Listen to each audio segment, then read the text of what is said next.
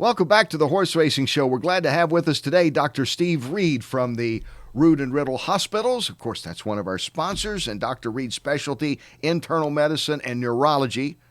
And I want to ask you, Doc, thanks for being with us, first off. Thank you for asking me. I love it. And the first thing is, this is the cold and flu season for us humans. Everybody's saying, guard against the flu, guard against this. Is there a season for horses that you have to be particularly concerned with? Is it an ongoing 12-month thing?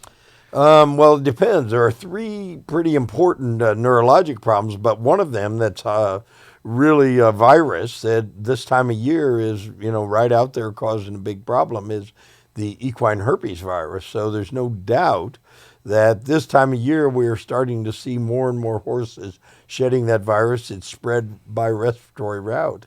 So that's a big thing. Beyond that, the ones that are related to bony problems in the neck, usually we see them at a little around 6 to 12 months of age in that time frame as they're growing rapidly. As far as what you do, you're talking about neurology. Is there particular things that you deal with the neurology of a horse? Yeah, there are three or four probably really big problems that we see. One is a developmental problem where they develop a small vertebral canal, and that's usually related to how the bone is growing, how rapidly the horses are growing. So that's one where there's pinching of the spinal cord. Another one is a protozoal infection, and most people refer to that as EPM. And anytime a horse takes a bad step, they're often going to go on treatment for EPM, and there are some medications that can be used. The other one is degenerative diseases. We're starting to worry more and more about neurodegenerative diseases, and so people are looking at problems that affect both nerves, peripheral nerves, and the spinal cord. And then I mentioned the first one, the herpes. Yeah, and like with the herpes, you mentioned that this is a viral, a respiratory thing, which people probably would not associate that with. That's right. Well, the respiratory thing is the way it gets spread around, and once it's in the body, so it's not like they're just having crazy sex, these horses. No, not that I'm aware of. Yeah, not that I'm aware of. Those horses, they'll go nuts on you. But really, it is a serious thing. Obviously, you don't want to make light of it. It can be very serious. But again, because it's spread through the respiratory, it makes it why you hear about racetracks shutting down temporarily or barns closing for a while or whatever. Exactly. The respiratory signs usually are pretty benign, a little bit of a fever, snotty nose, and maybe they cough, but not such a big deal. The two most critical things that virus can do, and the thing that we vaccinate them for most critically is, number one, it can cause abortions. Mm-hmm. So we vaccinate against herpes to prevent abortions. And we also would like to know if our vaccines would prevent the neurologic form. And so far, none of them seem to be effective on that. I want to get back to the degenerative issue you were talking about. Is that primarily among older horses that had a lot of racing? It's been on the track for a few years, or is it just simply horses getting older like humans get older? Well, it's a unique situation. It's a neurodegenerative disease, so it's got some similarities to, the neurodegenerative diseases in people that we worry about. One is Lou Gehrig's, another Parkinson's, so they're really, really timely things that are really, really bad. Well, some of these degenerative processes occur in the spinal cord, others in peripheral nerves. The one that affects the nerves, the horses have a lot of muscle atrophy, so they look similar to an animal with Lou Gehrig's disease. The most interesting thing about those is they appear to be oxidant injuries. So the treatment is give them a lot of antioxidants, mostly vitamin E. Really? Yep. Just like we should take. That's right. We should take vitamin E. I want to ask you about wobblers. Wobblers, that's... Because everywhere I go, one of my most favorite diseases. People ask me two things. They say, who's going to win the Super Bowl, and what about wobblers? Everywhere I go.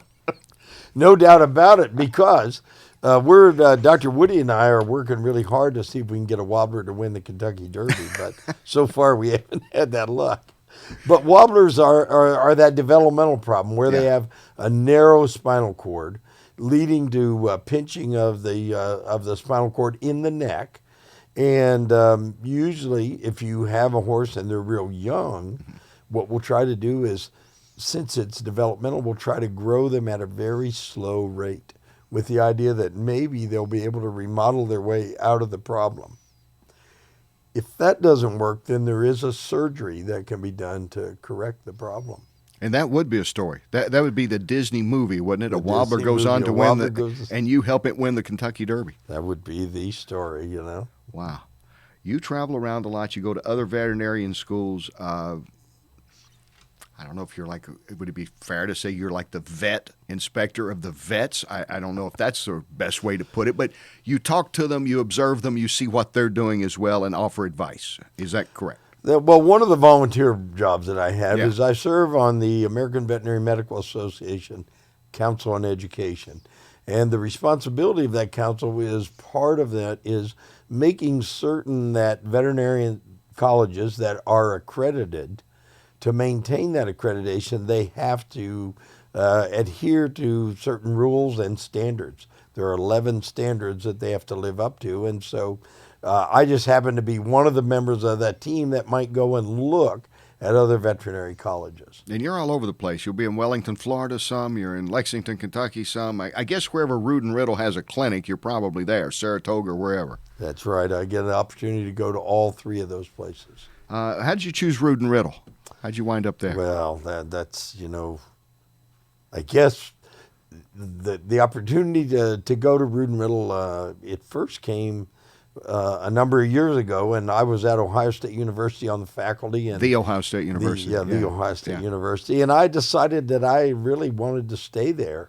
But many of my colleagues, you know, starting with Dr. Embertson, who trained part of his time at Ohio State, Dr. Bramlage, who also trained at Ohio State, Dr. Ruggles, who taught at Ohio State, all of those people ended up here. Dr. Woody, an airway surgeon, trained at Ohio State. So when I was looking to leave academics, the logical place for me to go was Rood and Riddle. In my opinion, if you took the veterinarians at Rood and Riddle Equine Hospital and you placed them at any veterinary college in the world, they would be, if not the leader, they would be right near the top as leaders in all areas of medicine and surgery and reproduction. Yeah.